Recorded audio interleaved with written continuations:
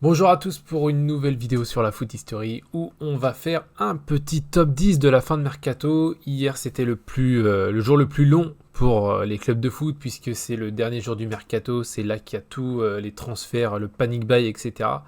Et on va faire un petit top 10 de ce qui s'est passé hier parce qu'il y a eu énormément d'informations, énormément de transferts, surtout en Première Ligue et en Ligue 1, un petit peu moins en Bundesliga, Serie A et Liga, ça a été un peu moins actif, mais en Ligue 1 et en Première Ligue, il s'est passé des choses.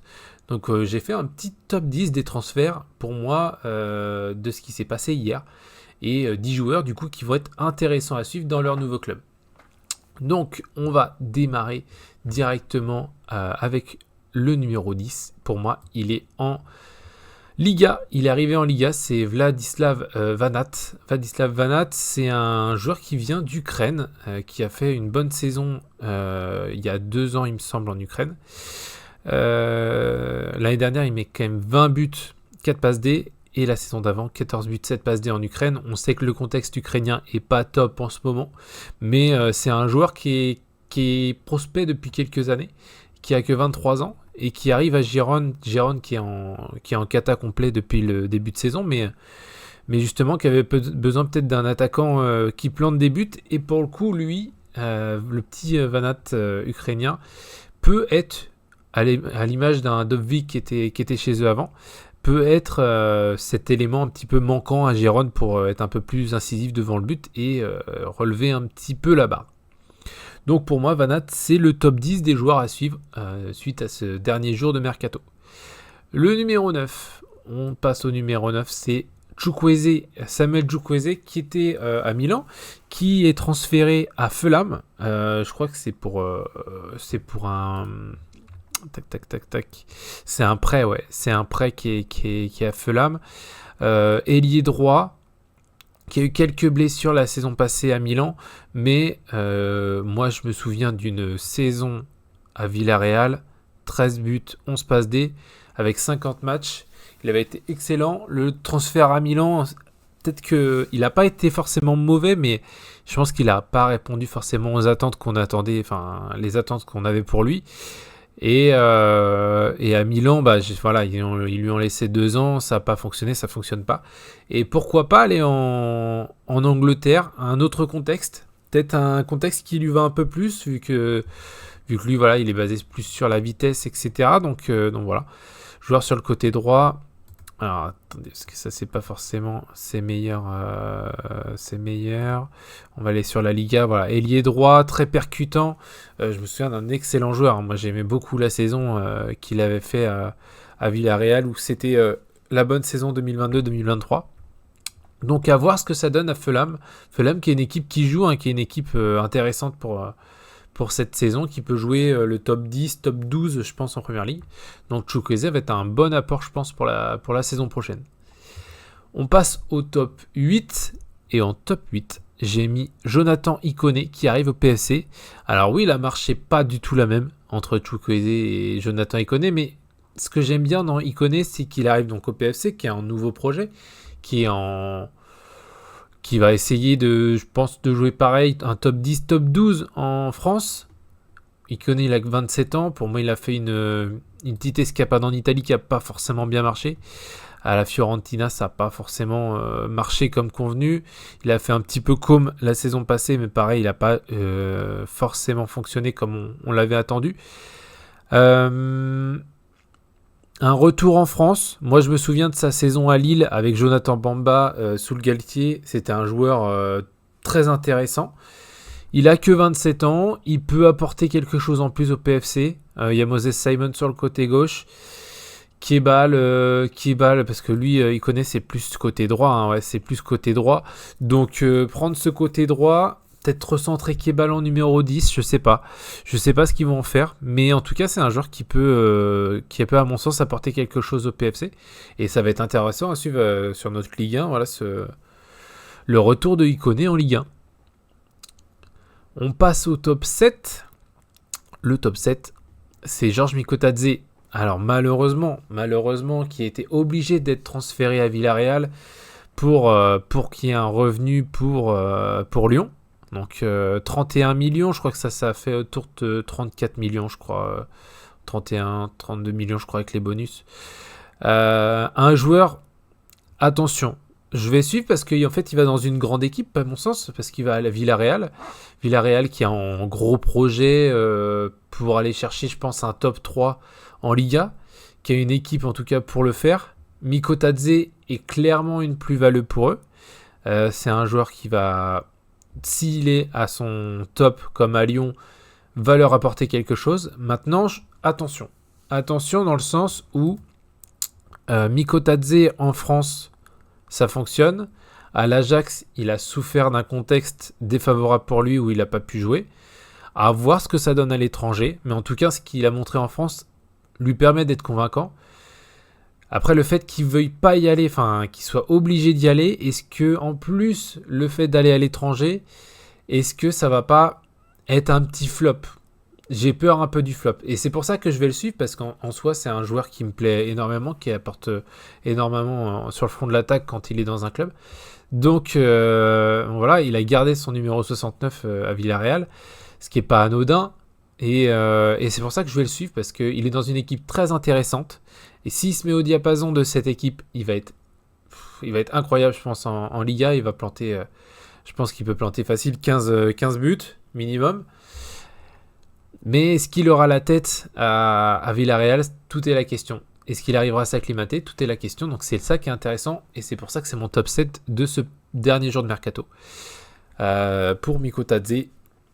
Donc très intéressant pour la saison prochaine de Villarreal. On passe au top 6. Top 6, pour moi, c'est Donnarumma. Donnarumma qui... On a eu peur. Hein. On a eu peur qu'il parte pas. On a peur qu'il... Enfin, moi, personnellement, j'ai eu peur qu'il reste au PSG et qu'il soit un petit peu le boulet au pied du PSG parce que ça aurait fait des histoires, etc., vu que c'était le gardien titulaire. C'est pas encore officiel c'est pas encore officiel, mais normalement, c'est fait. Il part à Manchester City. Alors, c'est très surprenant parce que c'est là que c'est intéressant et que je mets en top 6. C'est parce qu'il va dans un club qui n'est pas du tout philosophiquement pour Donnarumma. Dans le sens où Pep Guardiola est quand même un entraîneur qui a toujours cherché à avoir des gardiens forts avec ses pieds. Or, Donnarumma, c'est pas, ses pieds ne sont pas sa grande qualité, quoi. Moi, sur tous les matchs du PSG que j'ai vus, moi, c'est... Quand j'ai vu le match contre le Bayern à la Coupe du Monde des clubs, t'avais Neuer d'un côté et Donnarumma de l'autre. Bon, il y en a un qui sait jouer avec ses pieds et l'autre qui sait jouer avec ses mains. On va dire ça comme ça. Donc Donnarumma, sa grande force, c'est d'être fort sur la ligne. Peut-être que c'est ce qu'il faut au City d'aujourd'hui pour être plus performant et pour revenir à un niveau plus correct. Donc avoir un petit peu moins de pieds, mais avoir un petit peu plus de force sur la ligne et qu'il t'arrête des occasions importantes pour que tu puisses gagner des matchs, quoi. Donc ça va être intéressant de voir si Donnarumma est peut-être le chaînon manquant pour réparer un City un petit peu malade. Donc voilà, donc ça va être savoir, ça va être intéressant, ça va être officialisé, je pense, aujourd'hui ou demain, mais normalement c'est fait pour 35 millions, il me semble. On passe au top 5, et le top 5, je vais aller sur Loïs Openda. Alors Loïs Openda, pourquoi est-ce que c'est intéressant? Parce que un attaquant de plus à la Juve, un passage à Leipzig, pas forcément mauvais, hein, 13 buts, 7 passes D, 28 buts, 7 passes D, très intéressant sur la saison 23-24, il était performant à Lens. Il part de Leipzig pour aller à la Juve, mais à la Juve, le problème c'est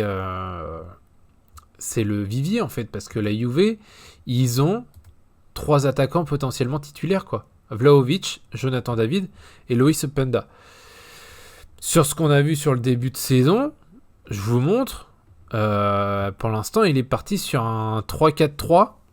Notre ami, excusez-moi j'ai perdu le nom, Igor Tudor, il est parti sur un 3-4-3 avec Yildiz et Conceição en numéro 10 et un seul attaquant. Donc est-ce qu'il va changer de système pour passer à 2 devant? C'est une question intéressante. En tout cas sur les 2 premiers matchs, voilà, hein, il y a un seul attaquant avec Vlahovic qui tourne avec Jonathan David. Là tu as 3 attaquants.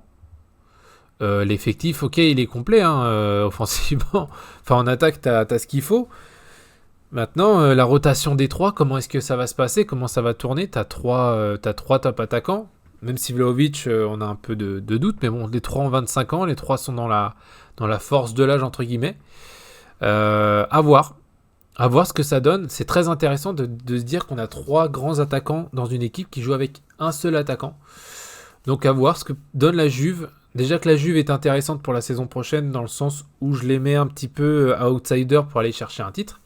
Avec Igor Tudor, ça peut arriver. Et que trois attaquants de haut niveau comme ça, voire la cohabitation entre les trois, va être très intéressante.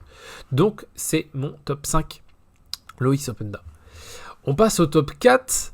Top 4, je vais aller sur Harvey Elliott. Harvey Elliott, le joueur de l'Euro U21, qui a été impressionnant pendant l'Euro U21 avec l'Angleterre, qui à Liverpool a toujours été un petit peu bridé, mais en même temps, quand on voit les matchs de Liverpool, il n'y a pas forcément de place pour lui, quoi.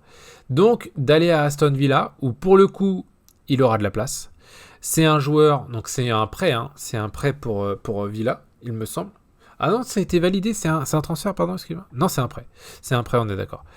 C'est un prêt. Joueur très intéressant, qui doit prendre une place de titulaire, avec Aston Villa, qui va jouer l'Europe cette année. 22 ans, Harvey Elliott va être le joueur un petit peu à suivre d'Aston Villa, même s'ils ont fait aussi Aston Villa, ils ont fait un autre transfert dernière minute. Alors attendez, j'ai oublié. Ils ont pris Sancho aussi. Ils ont pris aussi Sancho, donc ça va être intéressant. Mais offensivement, d'avoir Watkins, Guessant, parce que Watkins c'est pas parti, Harvey Elliott juste derrière les attaquants, moi je le vois plus sur un poste de numéro 10, 6-8 je pense. Ça va être un joueur. Il peut jouer sur le côté droit, remarque. Mais sur l'Euro, il a joué à droite. Et moi, je le voyais plus central parce qu'il rentrait beaucoup. Et en PL, il était sur le côté droit aussi. Mais moi, je le voyais plus en numéro 10, Harvey Elliott. Enfin bon, à voir ce que ça donne. Sur le côté droit, il aura une place pour le coup. Parce que le truc, c'est qu'à droite, pour moi, il y a Morgan Rogers. Attendez, je regarde en même temps que vous parce que... Ah non, je me plante, Morgan Rogers joue à gauche. Ah oui, donc Morgan Rogers va jouer en 10. Morgan Rogers va jouer en 10.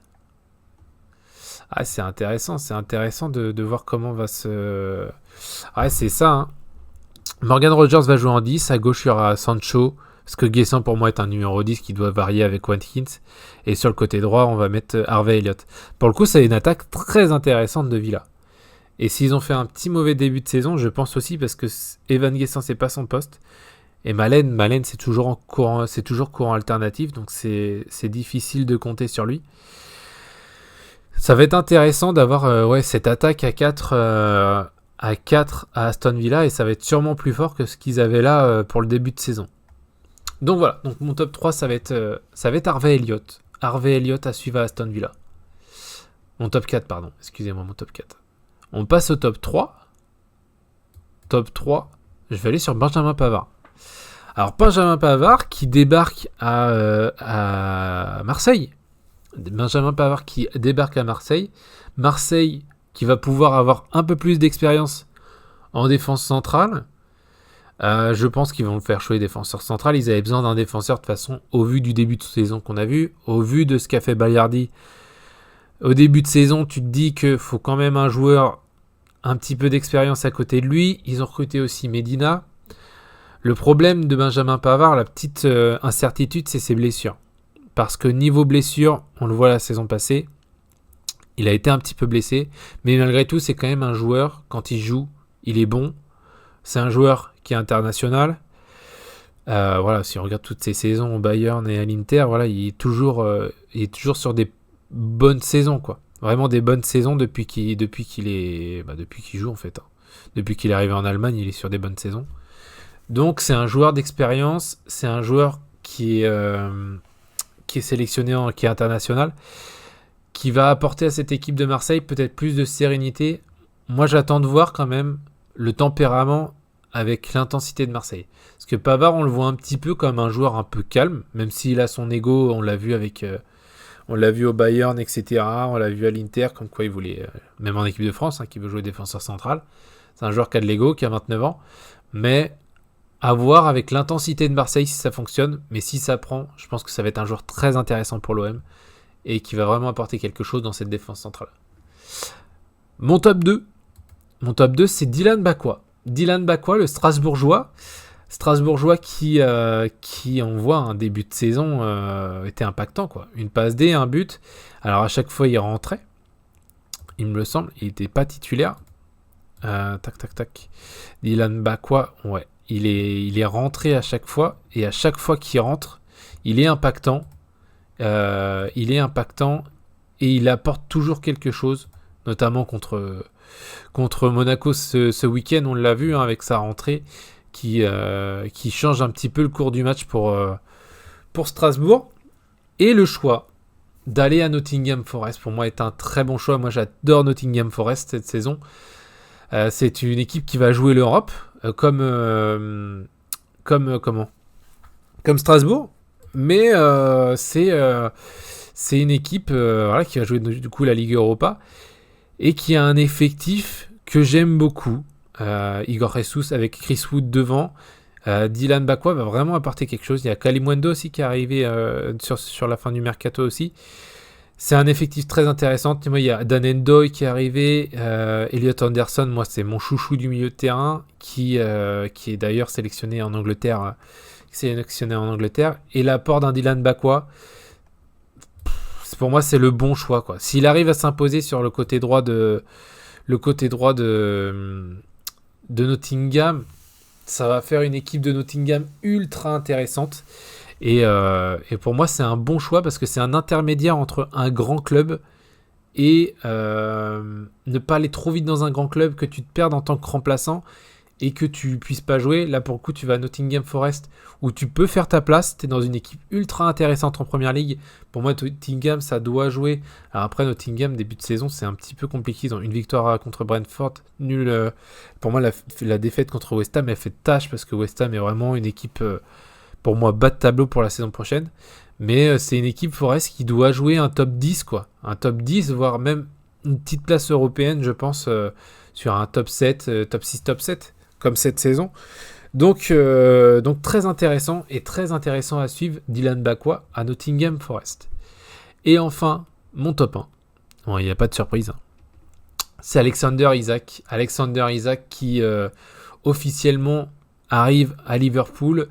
Pour moi, ça fout un bordel monstre dans le sens où tu as recruté Ekitike qui performe devant. Alors oui, il a des matchs compliqués, il touche pas forcément beaucoup de ballons, mais il est là, il est présent. Il apporte quelque chose de nouveau à l'attaque de Liverpool. Faire arriver Isak, est-ce que c'est rajouter un problème ou est-ce que c'est rajouter une plus-value ? Pour l'instant, on n'a pas la réponse. J'espère que ça va apporter une plus-value, mais en tout cas, quand tu amènes Isak, quand tu vois le début de saison de Liverpool, 9 points, sur 9 points possibles, tu es déjà premier, tu gagnes tes 3 matchs en gagnant contre Liverpool, en gagnant contre Newcastle et Bournemouth, qui sont 3 équipes du top 10, top 10, top 12, dont 2 qui sont pour moi top 5 de Première Ligue. Ça fonctionne. Alors après, le match de Arsenal est compliqué, mais en même temps, ça reste Arsenal. Rajouter un Isak, ça veut dire que tu en sors un, quoi. Et sur cette compo, avec Florian Wirtz, avec Gakpo qui fait un bon début de saison, Gakpo, peut-être que c'était un petit peu l'incertitude. Gakpo, Salah sur le côté droit, bon, Salah, tu peux pas le bouger. McAllister, Gravenberch, tu vas pas les bouger. Pour moi, l'équipe, elle était prête, quoi. Elle était prête pour Liverpool. T'amènes un Isak, ça veut dire que tu remets un Ekitike sur le banc. Tu peux avoir un Ekitike qui quand il rentre, n'est plus performant. Peut-être que le fait qu'il soit titulaire, qu'il ait du temps de jeu, il a ce truc d'être là au bon moment. Est-ce que s'il passe remplaçant à la place d'Isak, qui forcément aura un statut au-dessus de lui au vu du montant du salaire, est-ce que c'est pas un peu une recrue du coup Ekitike, est-ce que c'est pas une recrue à 95 millions qui va être malheureusement mise sur le banc, quoi. 95 millions pour le banc, quoi. Donc voilà, l'incertitude Isaac, ça, en tout cas c'est très intéressant le mercato de de Liverpool est totalement fou. Hein. Le mercato de Liverpool est totalement fou. Ils ont Florian Wirtz, Ekitike, Isaac en attaque. Même Ngumoa qui sur le côté gauche rentre même si c'est pas une recrue, mais il arrive des jeunes. Il arrive des jeunes et il doit apporter quelque chose sur le côté gauche en rentrant en 12e homme pour moi ou 13e s'il y a Ekitike. Derrière, ça a recruté fort aussi avec Kerkez, avec Frimpong. Tout est misé sur l'offensive pour Liverpool, pardon. Tout est misé sur l'offensive. Est-ce que ça va fonctionner? Ça va être très intéressant à suivre. En tout cas, voilà mon top 10. Voilà mon top 10 pour cette fin de mercato. Ça va être une saison très intéressante, beaucoup de choses à suivre un petit peu dans tous les championnats. Vous avez noté que je suis pas allé en Bundesliga parce qu'en Bundesliga, il y a eu très peu de transferts sur les derniers jours. Ils sont pas dans un panic buy, je pense, en Bundesliga. Ils sont très protecteurs, en fait. Ils vont rarement péter le marché. Même s'il y a Leverkusen qui a fait 2-3 arrivées intéressantes. Mais ça méritait pas forcément un top 10 pour moi. Et voilà pour ce top 10 de la fin de Mercato. N'hésitez pas à me dire dans les commentaires si vous avez aussi des joueurs à rajouter dans ce top 10. Parce qu'il y en a d'autres. Hein. Il y en a d'autres intéressants comme Oshloun qui va à Naples par exemple, qui peut être intéressant surtout en Italie. Il y a d'autres, même Anthony qui retourne au Betis, mais à des fins de... Pour le coup, il va au Betis pour finir. Enfin, il va au Betis et c'est conclu, il est au Betis. Donc voilà, si vous avez d'autres joueurs à mettre dans ce top 10, n'hésitez pas à mettre dans les commentaires. Et puis un petit pouce, un petit abonnement, et puis on se retrouve pour la prochaine. Ciao!